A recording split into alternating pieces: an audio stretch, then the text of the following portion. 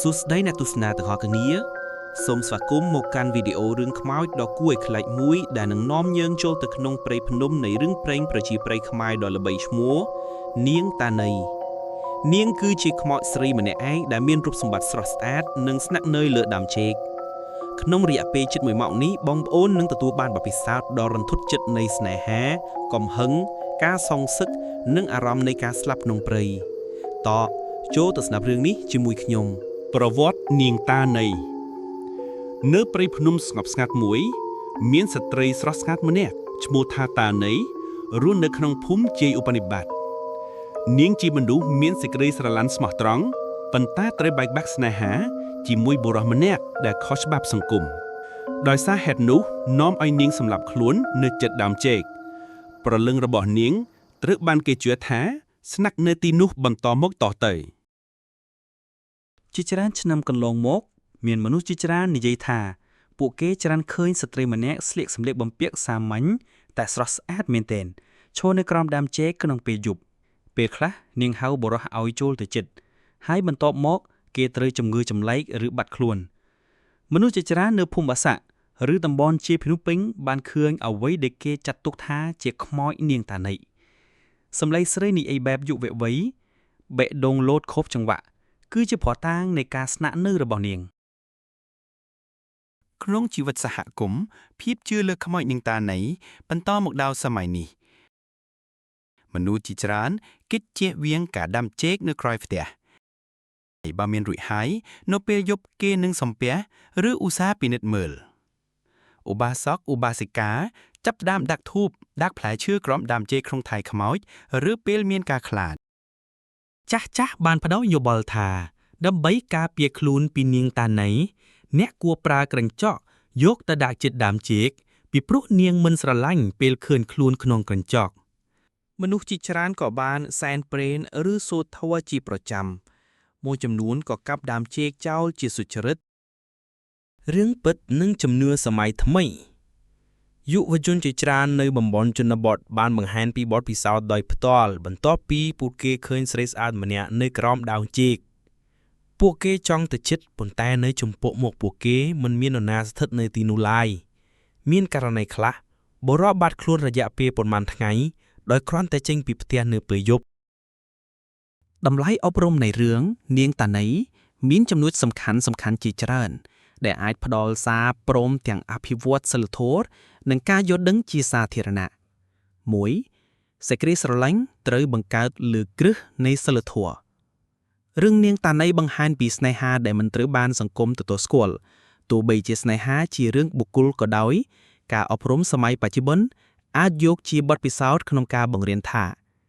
សេចក្តីស្រឡាញ់គួរត្រូវមានសុចរិតភាពគុណធម៌និងភាពទទួលខុសត្រូវពីភាគីទាំងសងខាង 2. ការបញ្ចេញអារម្មណ៍និងការដោះស្រាយបញ្ហាដោយអវិជ្ជមាននាំឲ្យមានបញ្ហាធ្ងន់ធ្ងរនាងតាណីបានជ្រើសយកការសម្លាប់ខ្លួនជាជម្រើសក្រោយបែកបាក់ស្នេហាវាជាសារអប់រំថាការសម្លាប់ខ្លួនមិនមែនជាផ្លូវចិននៃបញ្ហាទេយើងត្រូវស្វែងរកជំនួយពិភាក្សានិងការលើកទឹកចិត្ត 3. កុំមើលស្ត្រីដោយមើលតែរូបសម្បត្តិខាងក្រៅរឿងបានបង្ហាញថាស្ត្រីស្អាតអាចជាខ្មោចបានសារនេះគឺសំខាន់ក្នុងសង្គមបច្ចុប្បន្នដូចជាគុំសម្រេចចិត្តឬដាក់ចំណាប់អារម្មណ៍លើមនុស្សមួយរូបដោយគ្រាន់តែមើលរូបសម្បត្តិគួរតែស្វែងយល់ពីអត្តសញ្ញាណនិងចរិតផងដែរ 4. ការរក្សាសីលធម៌និងការប្រុងប្រយ័ត្នក្នុងជីវិតប្រចាំថ្ងៃ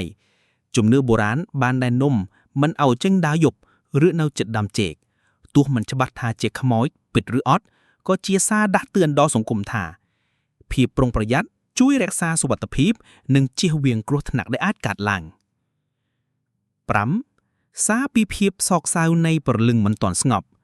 រឿងនាងតាណីបង្ហាញពីព្រលឹងម្នាក់ដែលនៅតែស្ថិតនៅក្នុងលោកសារធាតុដោយសារក្តីស្រឡាញ់និងកំហឹងនេះជាការពន្យល់អំពីការអត់ទោសនិងភាពចេះលះបង់សុខចិត្តលះបង់ការអត់ទោសនឹងជួយឲ្យអារម្មណ៍បានស្ងប់និងរស់នៅដោយភាពសុខដុមរមនារឿងនាងតាណីមិនមែនត្រឹមជារឿងខ្មោចឆក់ចិត្តប៉ុណ្ណោះទេ វាជាការរំលឹកដ៏សំខាន់អំពីស្នេហាការអនុវត្តសីលធម៌និងសេចក្តីអភ័យទោស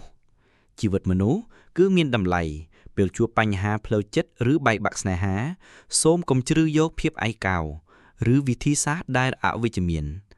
សូមរក្សាពីភាពសុចរិតចេះគោរពដល់សេចក្តីស្រឡាញ់និងសុខុមាលភាពអ្នកដទៃការទទួលស្គាល់ជំនឿបុរាណគឺជាមរតកវប្បធម៌ប៉ុន្តែវាគួរត្រូវបានយល់យ៉ាងមានគតិបណ្ឌិតពិចារណានិងការយល់ដឹងសូមចងចាំកុំសម្រេចចិត្តដែលគ្រាន់តែខឿននៃរូបភាពខាងក្រៅចិត្តមនុស្សជាគន្លងសំខាន់បំផុតនៃគុណធម៌សង្ឃឹមថារឿងនាងតន័យនឹងជួយឲ្យយល់គ្រប់គ្នាពិចារណាអំពីជីវិតសេចក្តីស្រឡាញ់និងការរស់នៅក្នុងសង្គមយើងជានិច្ចសូមចុច like និង subscribe ដើម្បីទស្សនារឿងខ្មោចបន្តទៅទៀតប្រសិនបើបងប្អូនមានបទពិសោធន៍ខ្មោចឬចង់ឲ្យយើងនិយាយអំពីរឿងខ្មោចណាមួយសូម comment ខាងក្រោមសូមអរគុណ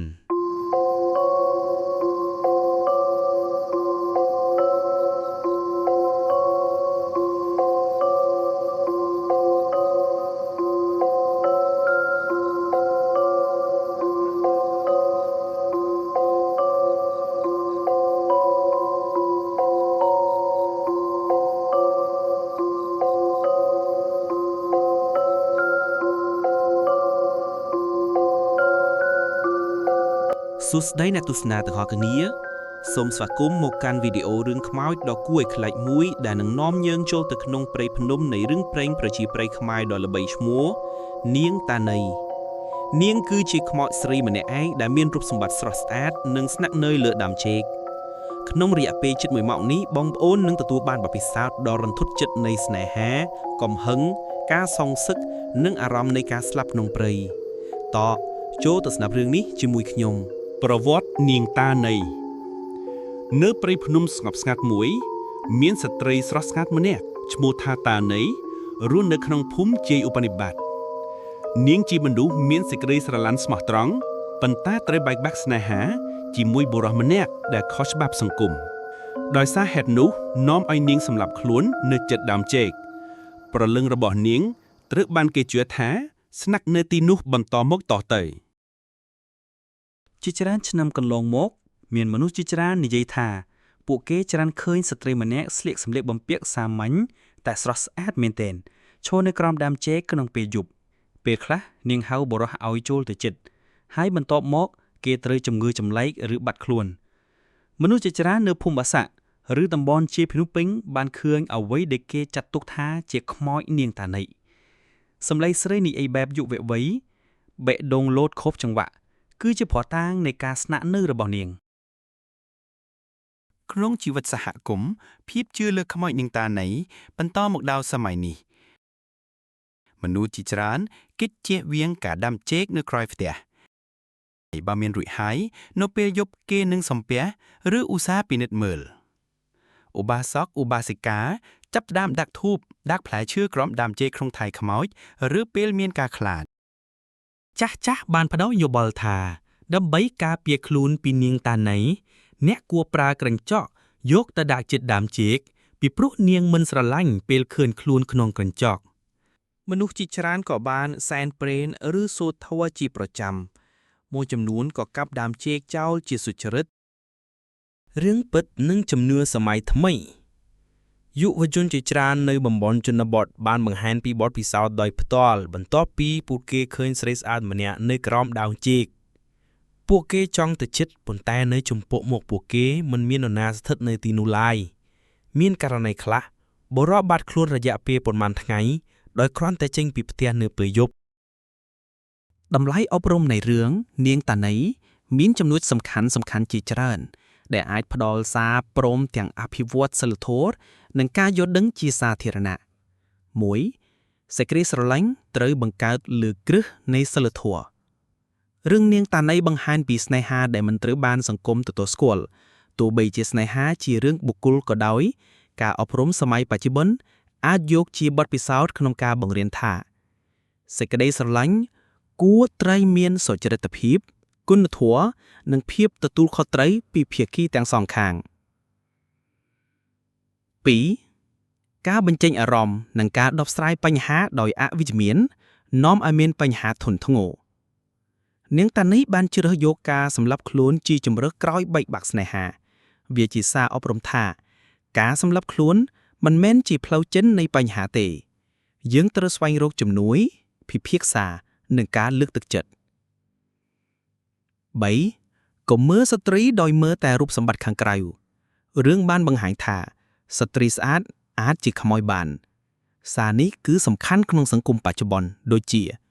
គុំសម្រេចចិត្តឬដាក់ចំណាប់អារម្មណ៍លើមនុស្សមួយរូបដោយគ្រាន់តែមើលរូបសម្បត្តិគួរតែស្វែងយល់ពីអត្តសញ្ញាណនិងចរិតផងដែរ 4. ការរក្សាសីលធម៌និងការប្រុងប្រយ័ត្នក្នុងជីវិតប្រចាំថ្ងៃ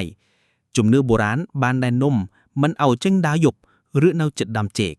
ទោះមិនច្បាស់ថាជាខ្មោចពិតឬអត់ក៏ជាសារដាស់តឿនដល់សង្គមថាភាពប្រុងប្រយ័ត្នជួយរក្សាសុវត្ថិភាពនិងជៀសវាងគ្រោះថ្នាក់ដែលអាចកើតឡើង 5. សារពីភាពសោកសៅនៃព្រលឹងមិនទាន់ស្ងប់រឿងនាងតាណីបង្ហាញពីព្រលឹងម្នាក់ដែលនៅតែស្ថិតនៅក្នុងលោកសារធាតុដោយសារក្តីស្រឡាញ់និងកំហឹងនេះជាការពន្យល់អំពីការអត់ទោសនិងភាពចេះលះបង់សុខចិត្តលះបង់ការអត់ទោសនឹងជួយឲ្យអារម្មណ៍បានស្ងប់និងរស់នៅដោយភាពសុខដុមរមនារឿងនាងតន័យមិនមែនត្រឹមជារឿងខ្មោចឆក់ចិត្តប៉ុណ្ណោះទេវាជាការរំលឹកដ៏សំខាន់អំពីស្នេហាការអនុវត្តសីលធម៌និងសេចក្តីអភ័យទោសជីវិតមនុស្សគឺមានតម្លៃពេលជួបបញ្ហាផ្លូវចិត្តឬបែកបាក់ស្នេហាសូមកុំជ្រើសយកភាពឯកោឬវិធីសាស្ត្រដែលអវិជ្ជមានសូមរក្សាពីភាពសុចរិតចេះគោរពដល់សេចក្តីស្រឡាញ់និងសុខុមាលភាពអ្នកដទៃការទទួលស្គាល់ជំនឿបុរាណគឺជាមរតកវប្បធម៌ប៉ុន្តែវាគួរត្រូវបានយល់យ៉ាងមានគតិបណ្ឌិតពិចារណានិងការយល់ដឹងសូមចងចាំកុំសម្រេចចិត្តដែលគ្រាន់តែខឿននៃរូបភាពខាងក្រៅចិត្តមនុស្សជាគន្លងសំខាន់បំផុតនៃគុណធម៌សង្ឃឹមថារឿងនាងតន័យនឹងជួយឲ្យយើងគ្រប់គ្នាពិចារណាអំពីជីវិតសេចក្តីស្រឡាញ់និងការរស់នៅក្នុងសង្គមយើងជានិច្ចសូមចុច like និង subscribe ដើម្បីទស្សនារឿងខ្មោចបន្តទៅទៀតប្រសិនបើបងប្អូនមានបទពិសោធន៍ខ្មោចឬចង់ឲ្យយើងនិយាយអំពីរឿងខ្មោចណាមួយសូម comment ខាងក្រោមសូមអរគុណ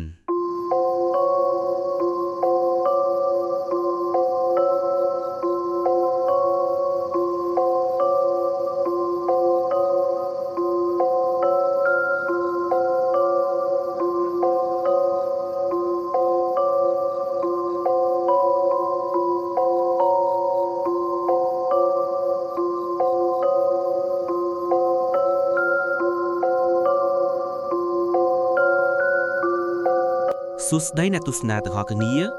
សូមស្វាគមន៍មកកាន់វីដេអូរឿងខ្មោចដ៏គួរឲ្យខ្លាចមួយដែលនឹងនាំយើងចូលទៅក្នុងព្រៃភ្នំនៃរឿងព្រេងប្រជាប្រិយខ្មែរដ៏ល្បីឈ្មោះនាងតាណីនាងគឺជាខ្មោចស្រីម្នាក់ឯងដែលមានរូបសម្បត្តិស្រស់ស្អាតនិងស្នាក់នៅលើដើមចេក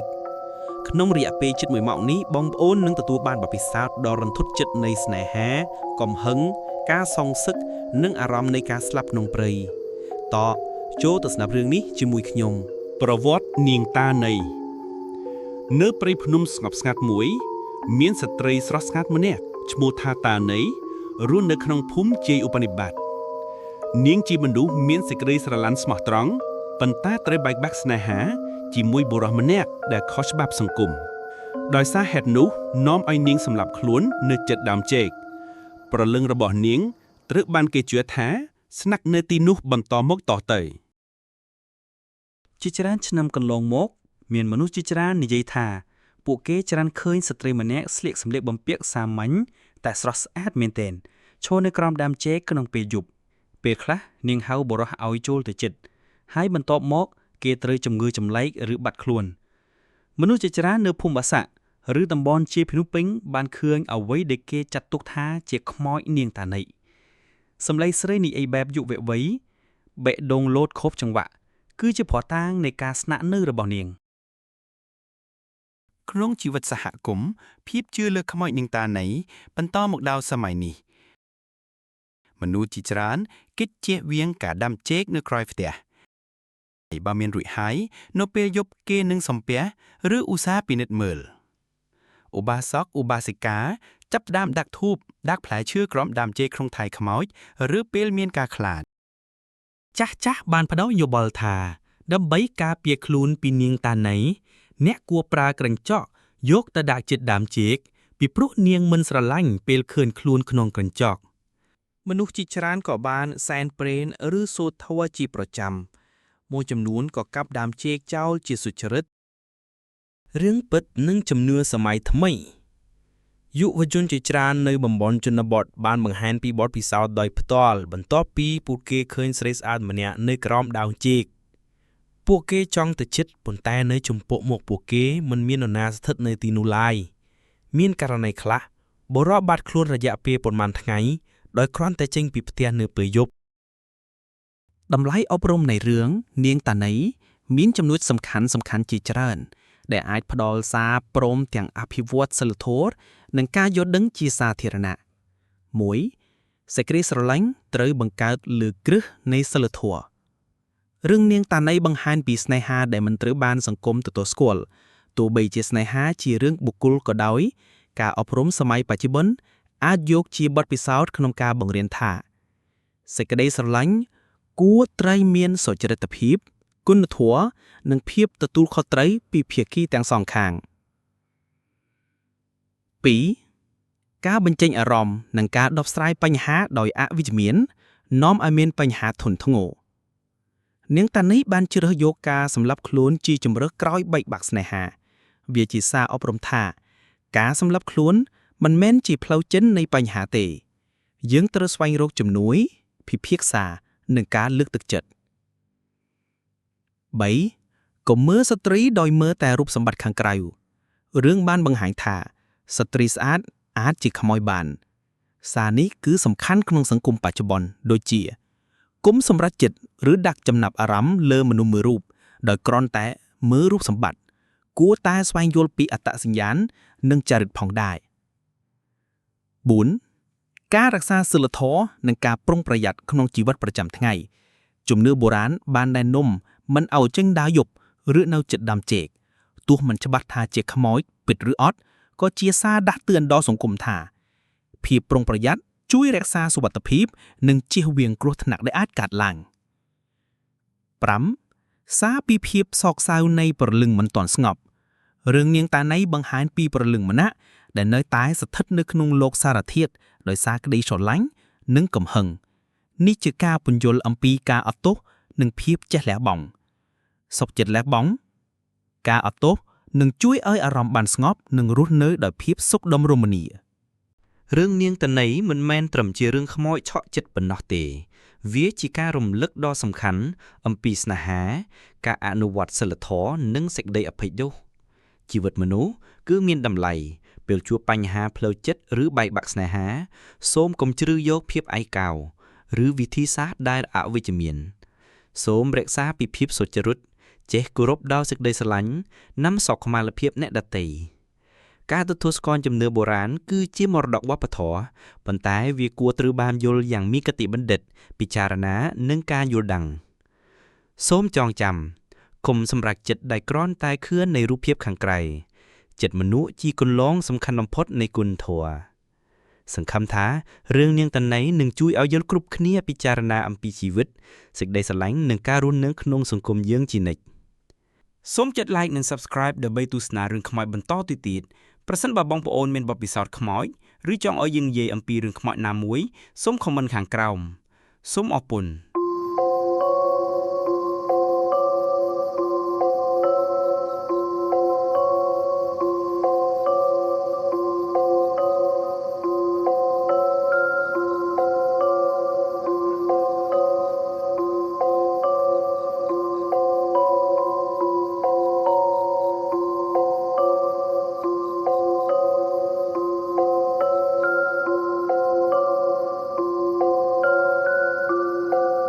សួស្តីអ្នកទស្សនាទាំងអស់គ្នា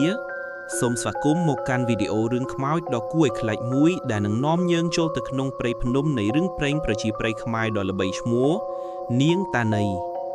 នាងគឺជាខ្មោចស្រីម្នាក់ឯងដែលមានរូបសម្បត្តិស្រស់ស្អាតនិងស្នាក់នៅលើដើមចេកក្នុងរយៈពេលជិត1ម៉ោងនេះបងប្អូននឹងទទួលបានបទពិសោធន៍ដ៏រន្ធត់ចិត្តនៃស្នេហាកំហឹងការសងសឹកនិងអារម្មណ៍នៃការស្លាប់ក្នុងព្រៃតចូលទៅស្ដាប់រឿងនេះជាមួយខ្ញុំប្រវត្តិនាងតាណីនៅព្រៃភ្នំស្ងប់ស្ងាត់មួយ មានស្ត្រីស្រស់ស្ងាត់ម្នាក់ឈ្មោះថាតាណីរស់នៅក្នុងភូមិជ័យឧបនិបត្តិនាងជាមនុស្សមានសេចក្តីស្រឡាញ់ស្មោះត្រង់ប៉ុន្តែត្រូវបែកបាក់ស្នេហាជាមួយបុរសម្នាក់ដែលខុសច្បាប់សង្គមដោយសារហេតុនោះនាំឲ្យនាងសម្លាប់ខ្លួននៅជិតដើមចេកព្រលឹងរបស់នាងត្រូវបានគេជឿថាស្នាក់នៅទីនោះបន្តមកតទៅជាច្រើនឆ្នាំកន្លងមកមានមនុស្សជាច្រើននិយាយថាពួកគេច្រើនឃើញស្ត្រីម្នាក់ស្លៀកសម្លៀកបំពាក់សាមញ្ញតែស្រស់ស្អាតមែនទែនឈរនៅក្រោមដើមចេកក្នុងពេលយប់ពេលខ្លះនាងហៅបុរសឲ្យចូលទៅជិតហើយបន្ទាប់មកគេត្រូវជំងឺចម្លែកឬបាត់ខ្លួនមនុស្សជាច្រើននៅភូមិបាសាក់ឬតំបន់ជាភ្នំពេញបានឃើញអ្វីដែលគេចាត់ទុកថាជាខ្មោចនាងតាណីសម្លេងស្រីនិយាយបែបយុវវ័យបេះដូងលោតខុបចង្វាក់គឺជាភ័ស្តុតាងនៃការស្នាក់នៅរបស់នាងក្នុងជីវិតសហគមន៍ភាពជឿលើខ្មោចនាងតាណីបន្តមកដល់សម័យនេះមនុស្សជាច្រើនគិតជៀសវាងការដាំចេកនៅក្រោយផ្ទះបើមានរួចហើយនៅពេលយប់គេនឹងសំពះឬឧស្សាហ៍ពិនិត្យមើលឧបាសកឧបាសិកាចាប់ផ្ដើមដាក់ធូបដាក់ផ្លែឈើក្រោមដើមចេកក្នុងថៃខ្មោចឬពេលមានការខ្លាចចាស់បានផ្ដល់យោបល់ថាដើម្បីការពារខ្លួនពីនាងតាណីអ្នកគួរប្រើក្រញ្ចក់យកទៅដាក់ជិតដើមចេកពីព្រោះនាងមិនស្រឡាញ់ពេលឃើញខ្លួនក្នុងក្រញ្ចក់មនុស្សជាច្រើនក៏បានសែនព្រេនឬសូត្រធម៌ជាប្រចាំមួយចំនួនក៏កាប់ដើមចេកចោលជាសុចរិត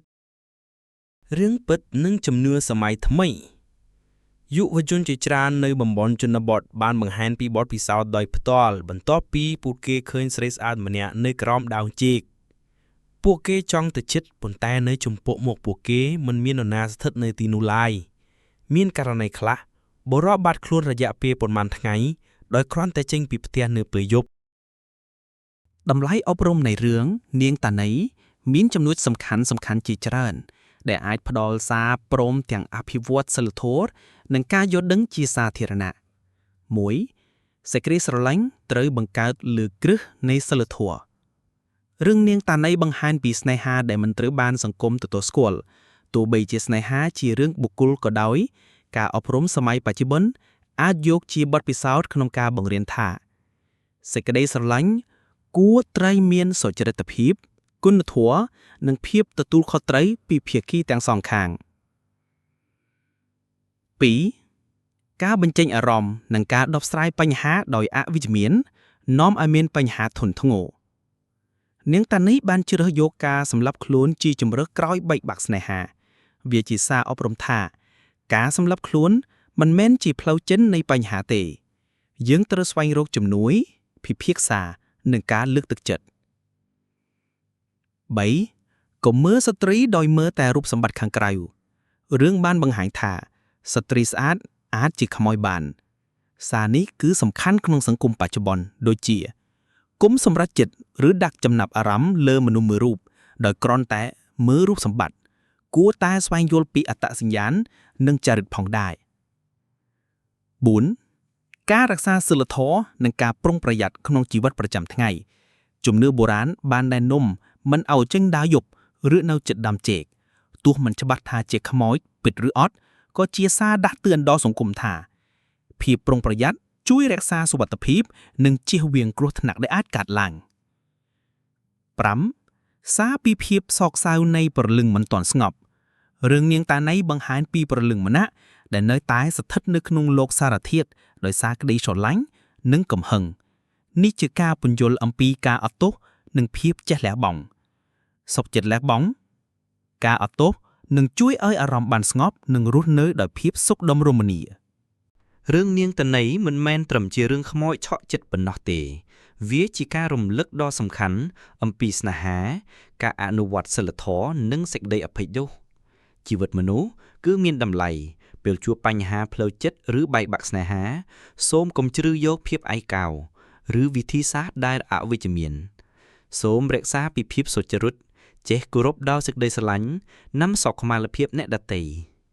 ការទទួលស្គាល់ជំនឿបុរាណគឺជាមរតកវប្បធម៌ប៉ុន្តែវាគួរត្រូវបានយល់យ៉ាងមានគតិបណ្ឌិតពិចារណានិងការយល់ដឹងសូមចងចាំកុំសម្រេចចិត្តដោយគ្រាន់តែឃើញនៃរូបភាពខាងក្រៅ ចិត្តមនុស្សជាគន្លងសំខាន់បំផុតនៃគុណធម៌សង្ឃឹមថារឿងនាងតណៃនឹងជួយឲ្យយើងគ្រប់គ្នាពិចារណាអំពីជីវិតសេចក្តីស្រឡាញ់និងការរស់នៅក្នុងសង្គមយើងជានិច្ចសូមចុច like និង subscribe ដើម្បីទស្សនារឿងខ្មោចបន្តទៅទៀតប្រសិនបើបងប្អូនមានបទពិសោធន៍ខ្មោចឬចង់ឲ្យយើងនិយាយអំពីរឿងខ្មោចណាមួយសូម comment ខាងក្រោមសូមអរគុណ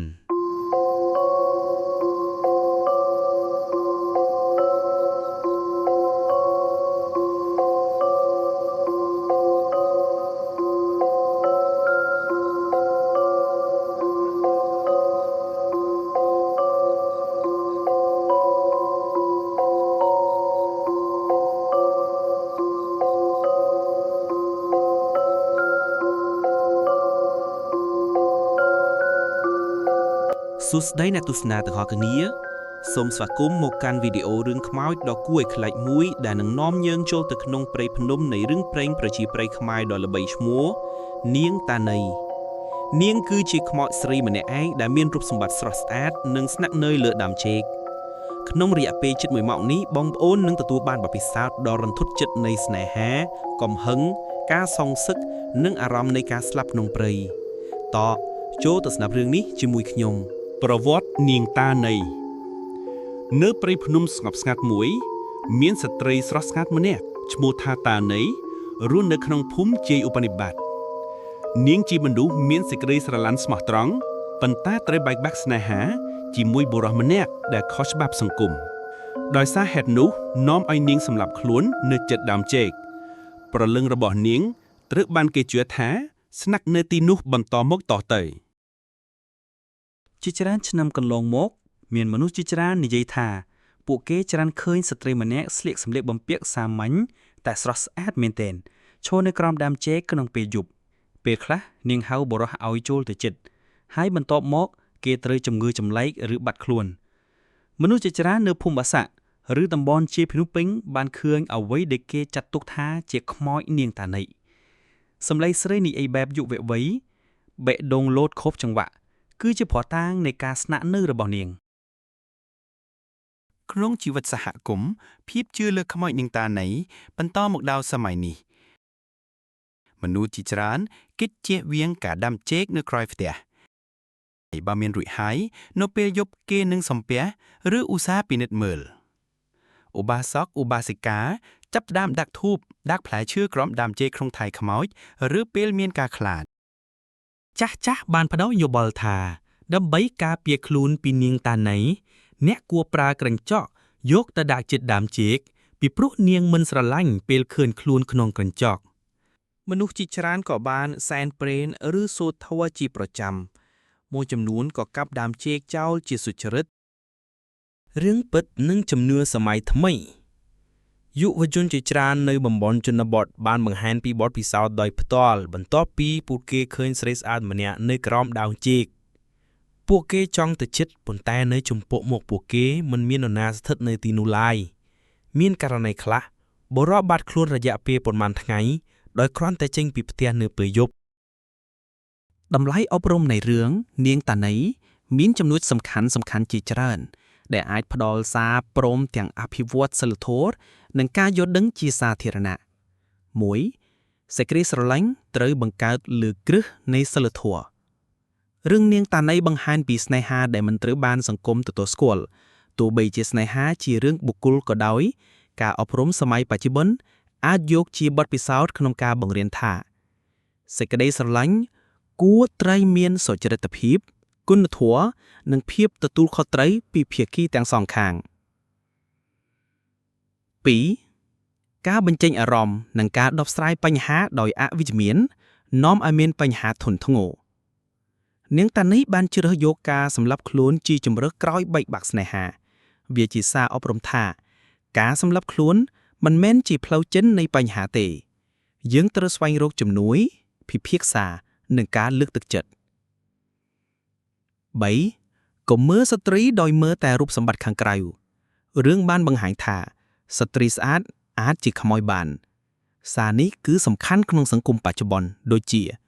គុំសម្រេចចិត្តឬដាក់ចំណាប់អារម្មណ៍លើមនុស្សមួយរូបដោយគ្រាន់តែមើលរូបសម្បត្តិគួរតែស្វែងយល់ពីអត្តសញ្ញាណនិងចរិតផងដែរ 4 ការរក្សាសីលធម៌និងការប្រុងប្រយ័ត្នក្នុងជីវិតប្រចាំថ្ងៃ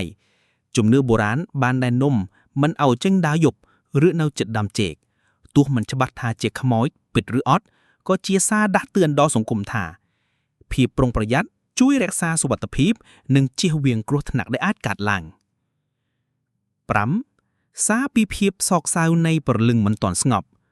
រឿងនាងតាណីបង្ហាញពីព្រលឹងម្នាក់ដែលនៅតែស្ថិតនៅក្នុងលោកសារធាតុដោយសារក្តីស្រឡាញ់និងកំហឹងនេះជាការពន្យល់អំពីការអត់ទោសនិងភាពចេះលះបង់សុខចិត្តលះបង់ការអត់ទោសនឹងជួយឲ្យអារម្មណ៍បានស្ងប់និងរស់នៅដោយភាពសុខដុមរមនារឿងនាងតាណីមិនមែនត្រឹមជារឿងខ្មោចឆក់ចិត្តប៉ុណ្ណោះទេវាជាការរំលឹកដ៏សំខាន់អំពីស្នេហា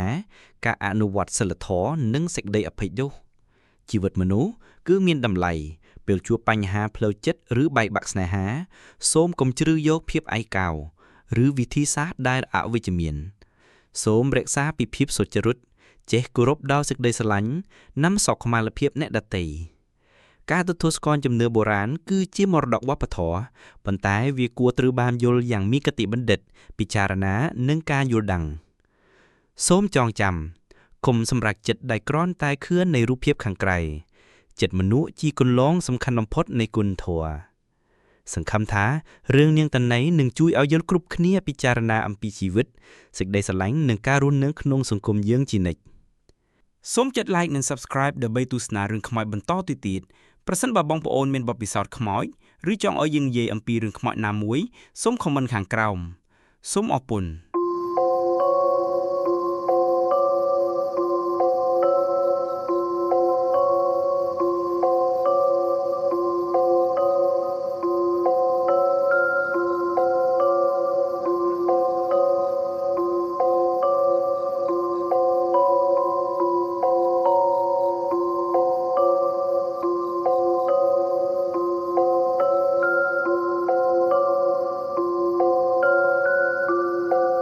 សួស្តីអ្នកទស្សនាទាំងអស់គ្នាសូមស្វាគមន៍មកកាន់វីដេអូរឿងខ្មោចដ៏គួរឲ្យខ្លាចមួយដែលនឹងនាំយើងចូលទៅក្នុងព្រៃភ្នំនៃរឿងព្រេងប្រជាប្រិយខ្មែរដ៏ល្បីឈ្មោះនាងតាណីនាងគឺជាខ្មោចស្រីម្នាក់ឯងដែលមានរូបសម្បត្តិស្រស់ស្អាតនិងស្នាក់នៅលើដើមចេកក្នុងរយៈពេលជិត1ម៉ោងនេះបងប្អូននឹងទទួលបានបទពិសោធន៍ដ៏រន្ធត់ចិត្តនៃស្នេហាកំហឹងការសងសឹកនិងអារម្មណ៍នៃការស្លាប់ក្នុងព្រៃតចូលទៅស្ដាប់រឿងនេះជាមួយខ្ញុំប្រវត្តិនាងតាណីនៅព្រៃភ្នំស្ងប់ស្ងាត់មួយមានស្ត្រីស្រស់ស្អាតម្នាក់ឈ្មោះថាតាណីរស់នៅក្នុងភូមិជ័យឧបនិបត្តិនាងជាមនុស្សមានសេចក្តីស្រឡាញ់ស្មោះត្រង់ប៉ុន្តែត្រូវបែកបាក់ស្នេហាជាមួយបុរសម្នាក់ដែលខុសច្បាប់សង្គមដោយសារហេតុនោះនាំឲ្យនាងសម្លាប់ខ្លួននៅជិតដើមចេកព្រលឹងរបស់នាងត្រូវបានគេជឿថាស្នាក់នៅទីនោះបន្តមកតទៅជាច្រើនឆ្នាំកន្លងមកមានមនុស្សជាច្រើននិយាយថាពួកគេច្រើនឃើញស្ត្រីម្នាក់ស្លៀកសម្លៀកបំពាក់សាមញ្ញតែស្រស់ស្អាតមែនទែនឈរនៅក្រោមដើមចេកក្នុងពេលយប់ពេលខ្លះនាងហៅបុរសឲ្យចូលទៅជិតហើយបន្ទាប់មកគេត្រូវជំងឺចម្លែកឬបាត់ខ្លួនមនុស្សជាច្រើននៅភូមិបាសាក់ឬតំបន់ជាភ្នំពេញបានឃើញអ្វីដែលគេចាត់ទុកថាជាខ្មោចនាងតាណីសម្លេងស្រីនិយាយបែបយុវវ័យបេះដូងលោតខុបចង្វាក់គឺជាភ័ស្តុតាងនៃការស្នាក់នៅរបស់នាងក្នុងជីវិតសហគមន៍ភាពជឿលើខ្មោចនាងតាណីបន្តមកដល់សម័យនេះមនុស្សជាច្រើនគិតជៀសវាងការដាំចេកនៅក្រោយផ្ទះបើមានរួចហើយនៅពេលយប់គេនឹងសំពះឬឧស្សាហ៍ពិនិត្យមើលឧបាសកឧបាសិកាចាប់ផ្ដើមដាក់ធូបដាក់ផ្លែឈើក្រោមដើមចេកក្នុងថៃខ្មោចឬពេលមានការខ្លាចចាស់បានផ្ដល់យោបល់ថាដើម្បីការពារខ្លួនពីនាងតាណីអ្នកគួរប្រើក្រញ្ចក់យកទៅដាក់ជិតដើមចេកពីព្រោះនាងមិនស្រឡាញ់ពេលឃើញខ្លួនក្នុងក្រញ្ចក់មនុស្សជាច្រើនក៏បានសែនព្រេនឬសូត្រធម៌ជាប្រចាំមួយចំនួនក៏កាប់ដើមចេកចោលជាសុចរិតរឿងពិតនិងជំនឿសម័យថ្មីយុវជនជាច្រើននៅតំបន់ជនបទបានបង្ហាញពីបទពិសោធន៍ដោយផ្ទាល់បន្ទាប់ពីពួកគេឃើញស្រីស្អាតម្នាក់នៅក្រោមដើមចេកពួកគេចង់ទៅជិតប៉ុន្តែនៅចំពោះមុខពួកគេមិនមាននរណាស្ថិតនៅទីនោះឡើយមានករណីខ្លះបុរសបាត់ខ្លួនរយៈពេលប្រមាណថ្ងៃ ដោយគ្រាន់តែចេញពីផ្ទះនៅពេលយប់តម្លៃអប់រំនៃរឿងនាងតាណីមានចំណុចសំខាន់ជាច្រើនដែលអាចផ្ដល់សារព្រមទាំងអភិវឌ្ឍសិលធម៌និងការយល់ដឹងជាសាធារណៈ 1. សេចក្តីស្រឡាញ់ត្រូវបង្កើតលើគ្រឹះនៃសិលធម៌រឿងនាងតាណីបង្ហាញពីស្នេហាដែលមិនត្រូវបានសង្គមទទួលស្គាល់ទោះបីជាស្នេហាជារឿងបុគ្គលក៏ដោយការអប់រំសម័យបច្ចុប្បន្នអាចយកជាបទពិសោធន៍ក្នុងការបង្រៀនថាសេចក្តីស្រឡាញ់គួរត្រូវមានសុចរិតភាពគុណធម៌និងភាពទទួលខុសត្រូវពីភាគីទាំងសងខាង 2. ការបញ្ចេញអារម្មណ៍និងការដោះស្រាយបញ្ហាដោយអវិជ្ជមាននាំឲ្យមានបញ្ហាធ្ងន់ធ្ងរនាងតានីបានជ្រើសយកការសម្លាប់ខ្លួនជាជម្រើសក្រោយបែកបាក់ស្នេហាវាជាសារអប់រំថាការសម្លាប់ខ្លួនមិនមែនជាផ្លូវចិននៃបញ្ហាទេយើងត្រូវស្វែងរកជំនួយពិភាក្សានិងការលើកទឹកចិត្ត 3. កុំមើលស្ត្រីដោយមើលតែរូបសម្បត្តិខាងក្រៅរឿងបានបង្ហាញថាស្ត្រីស្អាតអាចជាខ្មោយបានសារនេះគឺសំខាន់ក្នុងសង្គមបច្ចុប្បន្នដូចជាគុំសម្រេចចិត្តឬដាក់ចំណាប់អារម្មណ៍លើមនុស្សមួយរូបដោយគ្រាន់តែមើលរូបសម្បត្តិគួរតែស្វែងយល់ពីអត្តសញ្ញាណនិងចរិតផងដែរ 4. ការរក្សាសីលធម៌និងការប្រុងប្រយ័ត្នក្នុងជីវិតប្រចាំថ្ងៃជំនឿបុរាណបានណែនាំមិនឲ្យចេញដើរយប់ឬនៅជិតដើមចេកទោះមិនច្បាស់ថាជាខ្មោចពិតឬអត់ក៏ជាសារដាស់តឿនដល់សង្គមថាភាពប្រុងប្រយ័ត្នជួយរក្សាសុវត្ថិភាពនិងជៀសវាងគ្រោះថ្នាក់ដែលអាចកើតឡើង 5. សារពីភាពសោកសៅនៃព្រលឹងមិនទាន់ស្ងប់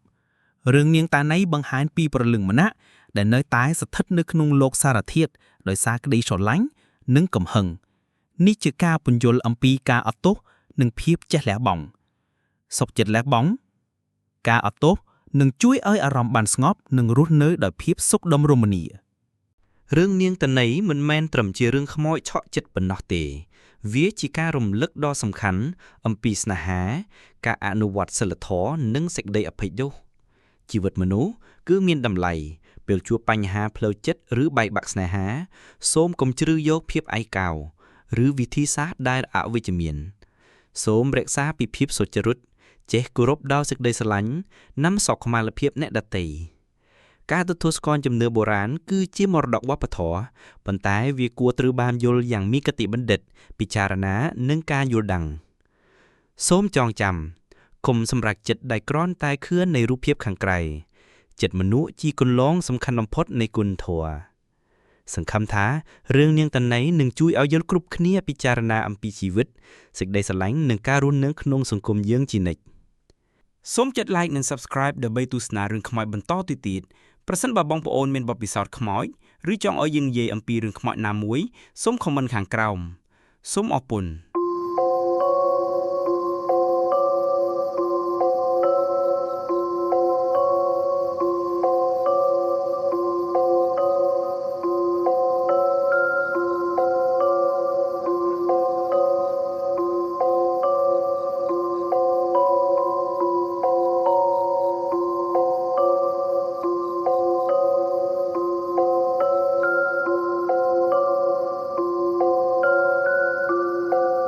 សួស្តីអ្នកទស្សនាទាំងអស់គ្នា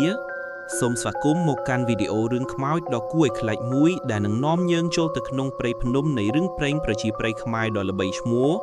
នាងតាណីនាងគឺជាខ្មោចស្រីម្នាក់ឯងដែលមានរូបសម្បត្តិស្រស់ស្អាតនិងស្នាក់នៅលើដើមចេកក្នុងរយៈពេលជិត1ម៉ោងនេះបងប្អូននឹងទទួលបានបទពិសោធន៍ដ៏រន្ធត់ចិត្តនៃស្នេហាកំហឹងការសងសឹកនិងអារម្មណ៍នៃការស្លាប់ក្នុងព្រៃតោះចូលទៅស្ដាប់រឿងនេះជាមួយខ្ញុំប្រវត្តិនាងតាណីនៅព្រៃភ្នំស្ងប់ស្ងាត់មួយមានស្ត្រីស្រស់ស្អាតម្នាក់ឈ្មោះថាតាណីរស់នៅក្នុងភូមិជ័យឧបនិបត្តិនាងជាមនុស្សមានសេចក្តីស្រឡាញ់ស្មោះត្រង់ប៉ុន្តែត្រូវបែកបាក់ស្នេហាជាមួយបុរសម្នាក់ដែលខុសច្បាប់សង្គមដោយសារហេតុនោះនាំឲ្យនាងសម្លាប់ខ្លួននៅជិតដើមចេកព្រលឹងរបស់នាងត្រូវបានគេជឿថាស្នាក់នៅទីនោះបន្តមកតទៅជាច្រើនឆ្នាំកន្លងមកមានមនុស្សជាច្រើននិយាយថា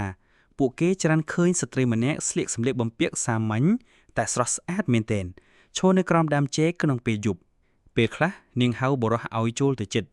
ហើយបន្ទាប់មកគេត្រូវជំងឺចម្លែកឬបាត់ខ្លួនមនុស្សជាច្រើននៅភូមិបាសាក់ឬតំបន់ជាភ្នំពេញបានឃើញអ្វីដែលគេចាត់ទុកថាជាខ្មោចនាងតាណីសំឡេងស្រីនិយាយបែបយុវវ័យបេះដូងលោតខុបចង្វាក់គឺជាភ័ស្តុតាងនៃការស្នាក់នៅរបស់នាង ក្នុងជីវិតសហគមន៍ភាពជឿលើខ្មោចនាងតាណីបន្តមកដល់សម័យនេះមនុស្សជាច្រើនគិតជៀសវាងការដាំចេកនៅក្រោយផ្ទះបើមានរួចហើយនៅពេលយប់គេនឹងសំពះឬឧស្សាហ៍ពិនិត្យមើលឧបាសកឧបាសិកាចាប់ផ្ដើមដាក់ធូបដាក់ផ្លែឈើក្រោមដើមចេកក្នុងថៃខ្មោចឬពេលមានការខ្លាច ចាស់បានផ្ដល់យោបល់ថាដើម្បីការពារខ្លួនពីនាងតាណីអ្នកគួរប្រើក្រញ្ចក់យកទៅដាក់ជិតដើមចេកពីព្រោះនាងមិនស្រឡាញ់ពេលឃើញខ្លួនក្នុងក្រញ្ចក់មនុស្សជាច្រើនក៏បានសែនព្រេនឬសូត្រធម៌ជាប្រចាំមួយចំនួនក៏កាប់ដើមចេកចោលជាសុចរិតរឿងពិតនិងជំនឿសម័យថ្មីយុវជនជាច្រើននៅតំបន់ជនបទបានបង្ហាញពីបទពិសោធន៍ដោយផ្ទាល់បន្ទាប់ពីពួកគេឃើញស្រីស្អាតម្នាក់នៅក្រោមដើមចេកពួកគេចង់ទៅជិតប៉ុន្តែនៅចំពោះមុខពួកគេមិនមាននរណាស្ថិតនៅទីនោះឡើយមានករណីខ្លះបុរសបាត់ខ្លួនរយៈពេលប៉ុន្មានថ្ងៃដោយគ្រាន់តែចេញពីផ្ទះនៅពេលយប់តម្លៃអប់រំនៃរឿងនាងតាណីមានចំណុចសំខាន់ជាច្រើនដែលអាចផ្ដល់សារព្រមទាំងអភិវឌ្ឍសិលធម៌និងការយល់ដឹងជាសាធារណៈ 1. សេចក្តីស្រឡាញ់ត្រូវបង្កើតលើគ្រឹះនៃសិលធម៌រឿងនាងតាណីបង្ហាញពីស្នេហាដែលមិនត្រូវបានសង្គមទទួលស្គាល់ទោះបីជាស្នេហាជារឿងបុគ្គលក៏ដោយ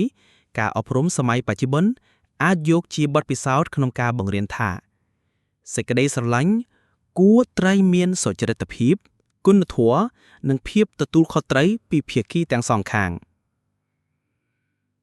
2. ការបញ្ចេញអារម្មណ៍និងការដោះស្រាយបញ្ហាដោយអវិជ្ជមាននាំឲ្យមានបញ្ហាធ្ងន់ធ្ងរនាងតាណីបានជ្រើសយកការសម្លាប់ខ្លួនជាជម្រើសក្រោយបែកបាក់ស្នេហាវាជាសារអប់រំថាការសម្លាប់ខ្លួនមិនមែនជាផ្លូវចេញនៃបញ្ហាទេយើងត្រូវស្វែងរកជំនួយពិភាក្សានិងការលើកទឹកចិត្ត 3. កុំមើលស្ត្រីដោយមើលតែរូបសម្បត្តិខាងក្រៅរឿងបានបង្ហាញថាស្ត្រីស្អាតអាចជាខ្មោចបានសារនេះគឺសំខាន់ក្នុងសង្គមបច្ចុប្បន្នដូចជាគុំសម្រេចចិត្តឬដាក់ចំណាប់អារម្មណ៍លើមនុស្សមួយរូបដោយគ្រាន់តែមើលរូបសម្បត្តិគួរតែស្វែងយល់ពីអត្តសញ្ញាណនិងចរិតផងដែរ 4. ការរក្សាសីលធម៌និងការប្រុងប្រយ័ត្នក្នុងជីវិតប្រចាំថ្ងៃជំនឿបុរាណបានណែនាំមិនឲ្យចេញដើរយប់ឬនៅជិតដើមចេកទោះមិនច្បាស់ថាជាខ្មោចពិតឬអត់ក៏ជាសារដាស់តឿនដល់សង្គមថាភាពប្រុងប្រយ័ត្នជួយរក្សាសុវត្ថិភាពនិងជៀសវាងគ្រោះថ្នាក់ដែលអាចកើតឡើង 5. សារពីភាពសោកសៅនៃព្រលឹងមិនទាន់ស្ងប់រឿងនាងតាណីបង្ហាញពីព្រលឹងម្នាក់ដែលនៅតែស្ថិតនៅក្នុងលោកសារធាតុដោយសារក្តីស្រឡាញ់និងកំហឹងនេះជាការពន្យល់អំពីការអត់ទោសនិងភាពចេះលះបង់សុខចិត្តលះបង់ការអត់ទោសនឹងជួយឲ្យអារម្មណ៍បានស្ងប់និងរស់នៅដោយភាពសុខដុមរមនារឿងនាងតាណីមិនមែនត្រឹមជារឿងខ្មោចឆក់ចិត្តប៉ុណ្ណោះទេវាជាការរំលឹកដ៏សំខាន់អំពីស្នេហាការអនុវត្តសីលធម៌និងសេចក្តីអភ័យទោសជីវិតមនុស្សគឺមានតម្លៃពេលជួបបញ្ហាផ្លូវចិត្តឬបែកបាក់ស្នេហាសូមកុំជ្រើសយកភាពឯកោឬវិធីសាស្ត្រដែលអវិជ្ជមានសូមរក្សាពីភាពសុចរិតចេះគោរពដល់សេចក្តីស្រឡាញ់និងសុខុមាលភាពអ្នកដទៃការទទួលស្គាល់ជំនឿបុរាណគឺជាមរតកវប្បធម៌ប៉ុន្តែវាគួរត្រូវបានយល់យ៉ាងមានគតិបណ្ឌិតពិចារណានិងការយល់ដឹងសូមចងចាំកុំសម្រេចចិត្តដែលគ្រាន់តែខឿននៃរូបភាពខាងក្រៅចិត្តមនុស្សជាគន្លងសំខាន់បំផុតនៃគុណធម៌សង្ឃឹមថារឿងនាងតាណីនឹងជួយឲ្យយើងគ្រប់គ្នាពិចារណាអំពីជីវិតសេចក្តីស្រឡាញ់និងការរស់នៅក្នុងសង្គមយើងជានិច្ចសូមចុច like និង subscribe ដើម្បីទស្សនារឿងខ្មោចបន្តទៅទៀតប្រសិនបើបងប្អូនមានបទពិសោធន៍ខ្មោចឬចង់ឲ្យយើងនិយាយអំពីរឿងខ្មោចណាមួយសូម comment ខាងក្រោមសូមអរគុណ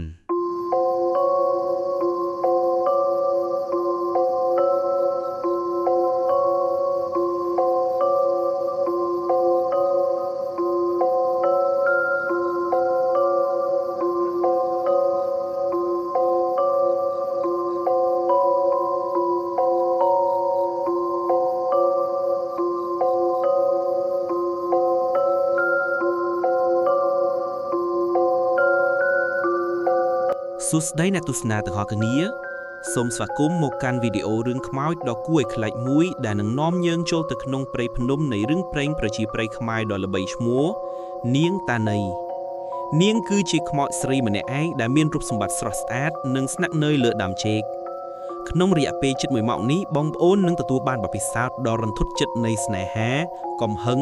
ការសងសឹកនិងអារម្មណ៍នៃការស្លាប់ក្នុងព្រៃតចូលទៅស្ដាប់រឿងនេះជាមួយខ្ញុំប្រវត្តិនាងតាណីនៅព្រៃភ្នំស្ងប់ស្ងាត់មួយមានស្ត្រីស្រស់ស្អាតម្នាក់ឈ្មោះថាតាណីរស់នៅក្នុងភូមិជ័យឧបនិបត្តិនាងជាមនុស្សមានសេចក្តីស្រឡាញ់ស្មោះត្រង់ប៉ុន្តែត្រូវបែកបាក់ស្នេហាជាមួយបុរសម្នាក់ដែលខុសច្បាប់សង្គមដោយសារហេតុនោះនាំឲ្យនាងសម្លាប់ខ្លួននៅជិតដើមចេកព្រលឹងរបស់នាងត្រូវបានគេជឿថា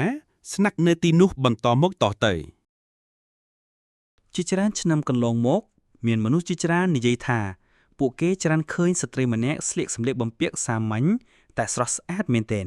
ឈរនៅក្រោមដើមចេកក្នុងពេលយប់ពេលខ្លះនាងហៅបុរសឲ្យចូលទៅជិតហើយបន្ទាប់មកគេត្រូវជំងឺចម្លែកឬបាត់ខ្លួនមនុស្សជាច្រើននៅភូមិបាសាក់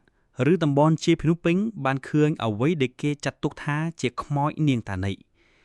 សម្លេងស្រីនិយាយបែបយុវវ័យបេះដូងលោតខុបចង្វាក់គឺជាភស្តុតាងនៃការស្នាក់នៅរបស់នាងក្នុងជីវិតសហគមន៍ភាពជឿលើខ្មោចនាងតាណីបន្តមកដល់សម័យនេះមនុស្សជាច្រើនគិតជៀសវាងការដាំចេកនៅក្រោយផ្ទះបើមានរួចហើយនៅពេលយប់គេនឹងសំពះឬឧស្សាហ៍ពិនិត្យមើលឧបាសកឧបាសិកាចាប់ផ្ដើមដាក់ធូបដាក់ផ្លែឈើក្រោមដើមចេកក្នុងថៃខ្មោចឬពេលមានការខ្លាចចាស់បានផ្ដល់យោបល់ថាដើម្បីការពារខ្លួនពីនាងតាណីអ្នកគួរប្រើក្រញ្ចក់យកទៅដាក់ជិតដើមចេកពីព្រោះនាងមិនស្រឡាញ់ពេលឃើញខ្លួនក្នុងក្រញ្ចក់មនុស្សជាច្រើនក៏បានសែនព្រេនឬសូត្រធម៌ជាប្រចាំមួយចំនួនក៏កាប់ដើមចេកចោលជាសុចរិតរឿងពិតនិងជំនឿសម័យថ្មីយុវជនជាច្រើននៅតំបន់ជនបទបានបង្ហាញពីបទពិសោធន៍ដោយផ្ទាល់បន្ទាប់ពីពួកគេឃើញស្រីស្អាតម្នាក់នៅក្រោមដើមចេកពួកគេចង់ទៅជិតប៉ុន្តែនៅចំពោះមុខពួកគេមិនមាននរណាស្ថិតនៅទីនោះឡើយមានករណីខ្លះបុរសបាត់ខ្លួនរយៈពេលប្រមាណថ្ងៃដោយគ្រាន់តែចេញពីផ្ទះនៅពេលយប់តម្លៃអប់រំនៃរឿងនាងតាណីមានចំណុចសំខាន់ជាច្រើនដែលអាចផ្ដល់សារព្រមទាំងអភិវឌ្ឍសីលធម៌និងការយល់ដឹងជាសាធារណៈ 1. សេចក្តីស្រឡាញ់ត្រូវបង្កើតលើគ្រឹះនៃសីលធម៌រឿងនាងតាណីបង្ហាញពីស្នេហាដែលមិនត្រូវបានសង្គមទទួលស្គាល់ទោះបីជាស្នេហាជារឿងបុគ្គលក៏ដោយការអប់រំសម័យបច្ចុប្បន្នអាចយកជាបទពិសោធន៍ក្នុងការបង្រៀនថាសេចក្តីស្រឡាញ់គួរត្រូវមានសុចរិតភាពគុណធម៌និងភាពទទួលខុសត្រូវពីភាគីទាំងសងខាង 2. ការបញ្ចេញអារម្មណ៍និងការដោះស្រាយបញ្ហាដោយអវិជ្ជមាននាំឲ្យមានបញ្ហាធ្ងន់ធ្ងរ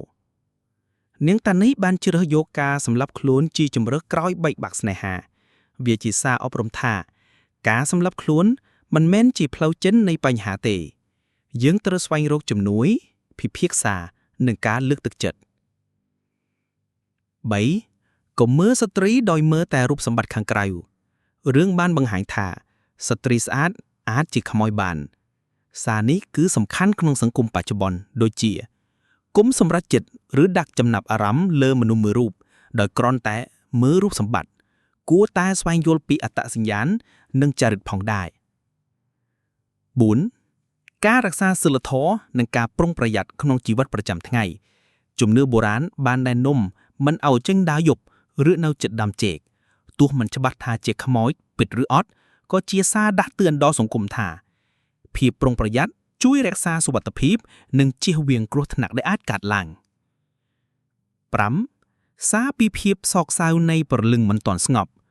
រឿងនាងតាណីបង្ហាញពីព្រលឹងម្នាក់ដែលនៅតែស្ថិតនៅក្នុងលោកសារធាតុដោយសារក្តីស្រឡាញ់និងកំហឹង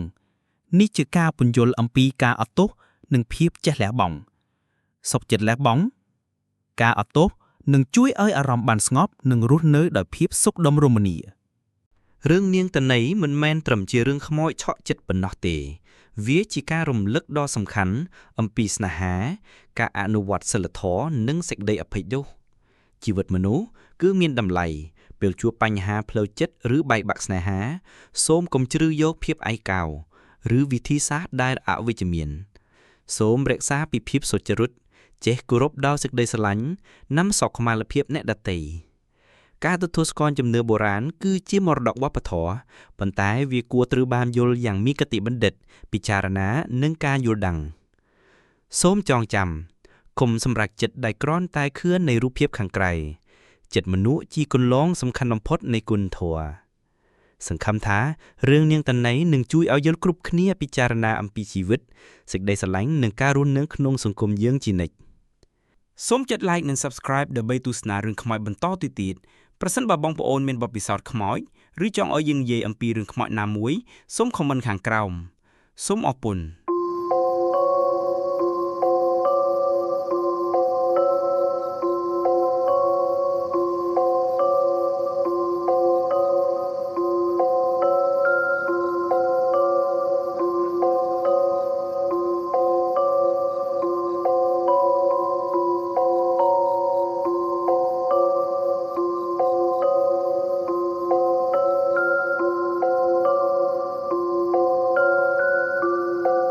សួស្តីអ្នកទស្សនាទាំងអស់គ្នាសូមស្វាគមន៍មកកាន់វីដេអូរឿងខ្មោចដ៏គួរឲ្យខ្លាចមួយដែលនឹងនាំយើងចូលទៅក្នុងព្រៃភ្នំនៃរឿងព្រេងប្រជាប្រិយខ្មែរដ៏ល្បីឈ្មោះនាងតាណីនាងគឺជាខ្មោចស្រីម្នាក់ឯងដែលមានរូបសម្បត្តិស្រស់ស្អាតនិងស្នាក់នៅលើដើមចេកក្នុងរយៈពេលជិត1ម៉ោងនេះបងប្អូននឹងទទួលបានបទពិសោធន៍ដ៏រន្ធត់ចិត្តនៃស្នេហាកំហឹងការសងសឹកនិងអារម្មណ៍នៃការស្លាប់ក្នុងព្រៃតចូលទៅស្ដាប់រឿងនេះជាមួយខ្ញុំប្រវត្តិនាងតាណីនៅព្រៃភ្នំស្ងប់ស្ងាត់មួយមានស្ត្រីស្រស់ស្អាតម្នាក់ឈ្មោះថាតាណីរស់នៅក្នុងភូមិជ័យឧបនិបត្តិនាងជាមនុស្សមានសេចក្តីស្រឡាញ់ស្មោះត្រង់ប៉ុន្តែត្រូវបែកបាក់ស្នេហាជាមួយបុរសម្នាក់ដែលខុសច្បាប់សង្គមដោយសារហេតុនោះនាំឲ្យនាងសម្លាប់ខ្លួននៅជិតដើមចេកព្រលឹងរបស់នាងត្រូវបានគេជឿថាស្នាក់នៅទីនោះបន្តមកតទៅជាច្រើនឆ្នាំកន្លងមកមានមនុស្សជាច្រើននិយាយថាពួកគេច្រើនឃើញស្ត្រីម្នាក់ស្លៀកសម្លៀកបំពាក់សាមញ្ញតែស្រស់ស្អាតមែនទែនឈរនៅក្រោមដើមចេកក្នុងពេលយប់ពេលខ្លះនាងហៅបុរសឲ្យចូលទៅជិតហើយបន្ទាប់មកគេត្រូវជំងឺចម្លែកឬបាត់ខ្លួនមនុស្សជាច្រើននៅភូមិបាសាក់ឬតំបន់ជាភ្នំពេញបានឃើញអ្វីដែលគេចាត់ទុកថាជាខ្មោចនាងតាណីសម្លេងស្រីនិយាយបែបយុវវ័យបេះដូងលោតខុបចង្វាក់គឺជាភ័ស្តុតាងនៃការស្នាក់នៅរបស់នាងក្នុងជីវិតសហគមន៍ភាពជឿលើខ្មោចនាងតាណីបន្តមកដល់សម័យនេះមនុស្សជាច្រើនគិតជៀសវាងការដាំចេកនៅក្រោយផ្ទះបើមានរួចហើយនៅពេលយប់គេនឹងសំពះឬឧស្សាហ៍ពិនិត្យមើលឧបាសកឧបាសិកាចាប់ផ្ដើមដាក់ធូបដាក់ផ្លែឈើក្រោមដើមចេកក្នុងថៃខ្មោចឬពេលមានការខ្លាចចាស់បានផ្ដល់យោបល់ថាដើម្បីការពារខ្លួនពីនាងតាណីអ្នកគួរប្រើក្រញ្ចក់យកទៅដាក់ជិតដើមចេកពីព្រោះនាងមិនស្រឡាញ់ពេលឃើញខ្លួនក្នុងក្រញ្ចក់មនុស្សជាច្រើនក៏បានសែនព្រេនឬសូត្រធម៌ជាប្រចាំមួយចំនួនក៏កាប់ដើមចេកចោលជាសុចរិតរឿងពិតនិងជំនឿសម័យថ្មីយុវជនជាច្រើននៅតំបន់ជនបទបានបង្ហាញពីបទពិសោធន៍ដោយផ្ទាល់បន្ទាប់ពីពួកគេឃើញស្រីស្អាតម្នាក់នៅក្រោមដើមចេកពួកគេចង់ទៅជិតប៉ុន្តែនៅចំពោះមុខពួកគេមិនមាននរណាស្ថិតនៅទីនោះឡើយមានករណីខ្លះបុរសបាត់ខ្លួនរយៈពេលប៉ុន្មានថ្ងៃដោយគ្រាន់តែចេញពីផ្ទះនៅពេលយប់តម្លៃអប់រំនៃរឿងនាងតាណីមានចំណុចសំខាន់ជាច្រើនដែលអាចផ្ដល់សារព្រមទាំងអភិវឌ្ឍសីលធម៌និងការយល់ដឹងជាសាធារណៈ 1. សេចក្តីស្រឡាញ់ត្រូវបង្កើតលើគ្រឹះនៃសីលធម៌រឿងនាងតាណីបង្ហាញពីស្នេហាដែលមិនត្រូវបានសង្គមទទួលស្គាល់ទោះបីជាស្នេហាជារឿងបុគ្គលក៏ដោយការអប់រំសម័យបច្ចុប្បន្នអាចយកជាបទពិសោធន៍ក្នុងការបង្រៀនថាសេចក្តីស្រឡាញ់គួរត្រូវមានសុចរិតភាពគុណធម៌និងភាពទទួលខុសត្រូវពីភាគីទាំងសងខាង 2. ការបញ្ចេញអារម្មណ៍និងការដោះស្រាយបញ្ហាដោយអវិជ្ជមាននាំឲ្យមានបញ្ហាធ្ងន់ធ្ងរ នាងតានេះបានជ្រើសយកការសម្លាប់ខ្លួនជាជំរើសក្រោយបែកបាក់ស្នេហាវាជាសារអប់រំថាការសម្លាប់ខ្លួនមិនមែនជាផ្លូវចិននៃបញ្ហាទេយើងត្រូវស្វែងរកជំនួយពិភាក្សានិងការលើកទឹកចិត្ត 3. កុំមើលស្ត្រីដោយមើលតែរូបសម្បត្តិខាងក្រៅរឿងបានបង្ហាញថាស្ត្រីស្អាតអាចជាខ្មោយបានសារនេះគឺសំខាន់ក្នុងសង្គមបច្ចុប្បន្នដូចជាគុំសម្រេចចិត្តឬដាក់ចំណាប់អារម្មណ៍លើមនុស្សមួយរូបដោយគ្រាន់តែមើលរូបសម្បត្តិគួរតែស្វែងយល់ពីអត្តសញ្ញាណនិងចរិតផងដែរ 4. ការរក្សាសីលធម៌និងការប្រុងប្រយ័ត្នក្នុងជីវិតប្រចាំថ្ងៃជំនឿបុរាណបានណែនាំមិនឲ្យចេញដើរយប់ឬនៅជិតដើមចេកទោះមិនច្បាស់ថាជាខ្មោចពិតឬអត់ក៏ជាសារដាស់តឿនដល់សង្គមថាភាពប្រុងប្រយ័ត្នជួយរក្សាសុវត្ថិភាពនិងជៀសវាងគ្រោះថ្នាក់ដែលអាចកើតឡើង 5. សារពីភាពសោកសៅនៃព្រលឹងមិនទាន់ស្ងប់រឿងនាងតាណៃបង្ហាញពីព្រលឹងម្នាក់ដែលនៅតែស្ថិតនៅក្នុងលោកសារធាតុដោយសារក្តីស្រឡាញ់និងកំហឹងនេះជាការពន្យល់អំពីការអត់ទោសនិងភាពចេះលះបង់សុខចិត្តលះបង់ការអត់ទោសនឹងជួយឲ្យអារម្មណ៍បានស្ងប់និងរស់នៅដោយភាពសុខដុមរមនារឿងនាងតាណៃមិនមែនត្រឹមជារឿងខ្មោចឆក់ចិត្តប៉ុណ្ណោះទេវាជាការរំលឹកដ៏សំខាន់អំពីស្នេហាការអនុវត្តសីលធម៌និងសេចក្តីអភ័យទោសជីវិតមនុស្សគឺមានតម្លៃពេលជួបបញ្ហាផ្លូវចិត្តឬបែកបាក់ស្នេហាសូមកុំជ្រើសយកភាពឯកោឬវិធីសាស្ត្រដែលអវិជ្ជមានសូមរក្សាពីភាពសុចរិតចេះគោរពដល់សេចក្តីស្រឡាញ់និងសុខុមាលភាពអ្នកដទៃការទទួលស្គាល់ជំនឿបុរាណគឺជាមរតកវប្បធម៌ប៉ុន្តែវាគួរត្រូវបានយល់យ៉ាងមានគតិបណ្ឌិតពិចារណានិងការយល់ដឹងសូមចងចាំកុំសម្រេចចិត្តដែលគ្រាន់តែខឿននៃរូបភាពខាងក្រៅចិត្តមនុស្សជាគន្លងសំខាន់បំផុតនៃគុណធម៌សង្ឃឹមថារឿងនាងតាណៃនឹងជួយឲ្យយើងគ្រប់គ្នាពិចារណាអំពីជីវិតសេចក្តីស្រឡាញ់និងការរស់នៅក្នុងសង្គមយើងជានិច្ចសូមចុច like និង subscribe ដើម្បីទស្សនារឿងខ្មោចបន្តទៅទៀតប្រសិនបើបងប្អូនមានបទពិសោធន៍ខ្មោចឬចង់ឲ្យយើងនិយាយអំពីរឿងខ្មោចណាមួយសូម comment ខាងក្រោមសូមអរគុណ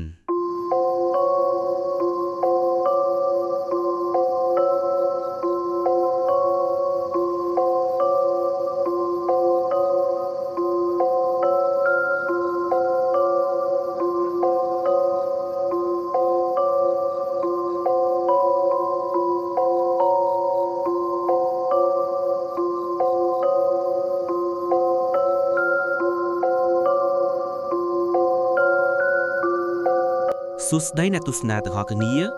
សូមស្វាគមន៍មកកាន់វីដេអូរឿងខ្មោចដ៏គួរឲ្យខ្លាចមួយដែលនឹងនាំយើងចូលទៅក្នុងព្រៃភ្នំនៃរឿងព្រេងប្រជាប្រិយខ្មែរដ៏ល្បីឈ្មោះ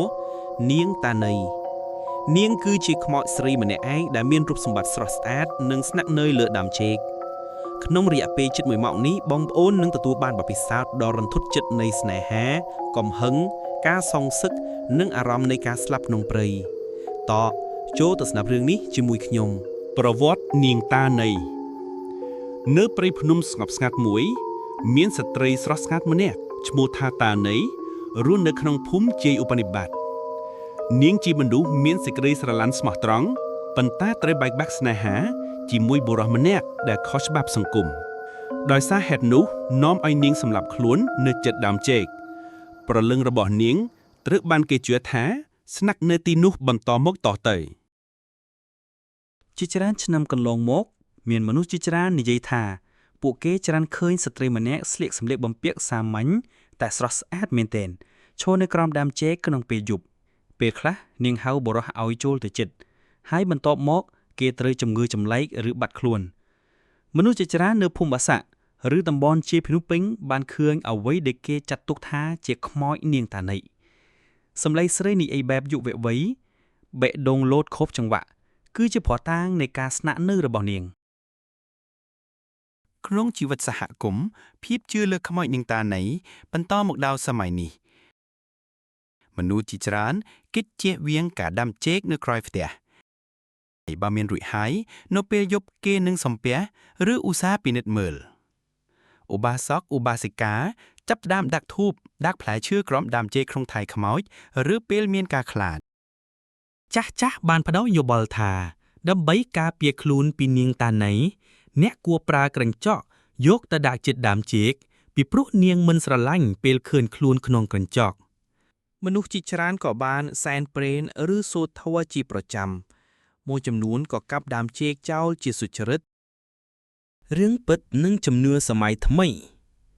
យុវជនជាច្រើននៅតំបន់ជនបទបានបង្ហាញពីបទពិសោធន៍ដោយផ្ទាល់បន្ទាប់ពីពួកគេឃើញស្រីស្អាតម្នាក់នៅក្រោមដើមចេកពួកគេចង់ទៅជិតប៉ុន្តែនៅចំពោះមុខពួកគេមិនមាននរណាស្ថិតនៅទីនោះឡើយមានករណីខ្លះបុរសបាត់ខ្លួនរយៈពេលប៉ុន្មានថ្ងៃដោយគ្រាន់តែចេញពីផ្ទះនៅពេលយប់តម្លៃអប់រំនៃរឿងនាងតាណីមានចំណុចសំខាន់ជាច្រើនដែលអាចផ្ដល់សារព្រមទាំងអភិវឌ្ឍសីលធម៌និងការយល់ដឹងជាសាធារណៈ 1. សេចក្តីស្រឡាញ់ត្រូវបង្កើតលើគ្រឹះនៃសីលធម៌រឿងនាងតាណីបង្ហាញពីស្នេហាដែលមិនត្រូវបានសង្គមទទួលស្គាល់ទោះបីជាស្នេហាជារឿងបុគ្គលក៏ដោយការអប់រំសម័យបច្ចុប្បន្នអាចយកជាបទពិសោធន៍ក្នុងការបង្រៀនថាសេចក្តីស្រឡាញ់គួរត្រូវមានសុចរិតភាពគុណធម៌និងភាពទទួលខុសត្រូវពីភាគីទាំងសងខាង 2. ការបញ្ចេញអារម្មណ៍និងការដោះស្រាយបញ្ហាដោយអវិជ្ជមាននាំឲ្យមានបញ្ហាធ្ងន់ធ្ងរនាងតានីបានជ្រើសយកការសម្លាប់ខ្លួនជាជម្រើសក្រោយបែកបាក់ស្នេហាវាជាសារអប់រំថាការសម្លាប់ខ្លួនមិនមែនជាផ្លូវចិននៃបញ្ហាទេយើងត្រូវស្វែងរកជំនួយពិភាក្សានិងការលើកទឹកចិត្ត 3. កុំមើលស្ត្រីដោយមើលតែរូបសម្បត្តិខាងក្រៅរឿងបានបង្ហាញថាស្ត្រីស្អាតអាចជាខ្មោចបានសារនេះគឺសំខាន់ក្នុងសង្គមបច្ចុប្បន្នដូចជាគុំសម្រេចចិត្តឬដាក់ចំណាប់អារម្មណ៍លើមនុស្សមួយរូបដោយគ្រាន់តែមើលរូបសម្បត្តិគួរតែស្វែងយល់ពីអត្តសញ្ញាណនិងចរិតផងដែរ 4. ការរក្សាសីលធម៌និងការប្រុងប្រយ័ត្នក្នុងជីវិតប្រចាំថ្ងៃជំនឿបុរាណបានណែនាំមិនឲ្យចេញដើរយប់ឬនៅជិតដើមចេកទោះមិនច្បាស់ថាជាខ្មោចពិតឬអត់ក៏ជាសារដាស់តឿនដល់សង្គមថាភាពប្រុងប្រយ័ត្នជួយរក្សាសុវត្ថិភាពនិងជៀសវាងគ្រោះថ្នាក់ដែលអាចកើតឡើង 5. សារពីភាពសោកសៅនៃព្រលឹងមិនទាន់ស្ងប់រឿងនាងតាណីបង្ហាញពីព្រលឹងម្នាក់ដែលនៅតែស្ថិតនៅក្នុងលោកសារធាតុដោយសារក្តីស្រឡាញ់និងកំហឹងនេះជាការពន្យល់អំពីការអត់ទោសនិងភាពចេះលះបង់សុខចិត្តលះបង់ការអត់ទោសនឹងជួយឲ្យអារម្មណ៍បានស្ងប់និងរស់នៅដោយភាពសុខដុមរមនា